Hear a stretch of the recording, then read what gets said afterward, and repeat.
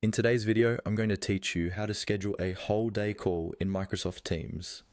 This is really useful when you want to block out an entire day for a workshop, an offsite, training, or any event where people can join the same meeting link throughout the day.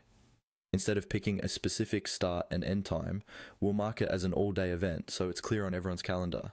First, open Microsoft Teams and go to the calendar view. You'll usually find the calendar icon on the left side of the screen, along with chat, Teams, and other options. Click on Calendar, and this will show you your daily or weekly calendar, similar to what you'd see in Outlook. This is where all your scheduled meetings live. Next, we're going to create a new meeting. Look for the button that says New Meeting, usually at the top right corner of the calendar screen.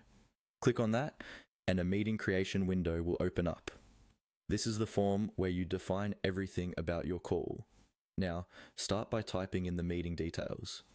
At the top, give your meeting a clear title so everyone immediately understands what it's for, like all-day strategy planning session or full-day support call. In the field for attendees, add the email addresses or names of the people you want to invite.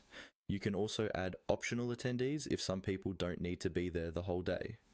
In the description or notes area, it's a good idea to add an agenda or any instructions participants might need. For example, you can specify which time blocks you'll focus on different topics or mention that people can drop in and out throughout the day. This helps your team know how to plan their time. Now look for the option labeled All Day. You'll see it near the date and time fields. By default, Teams will suggest a start time and an end time, but for a whole day call, toggle on the All Day option.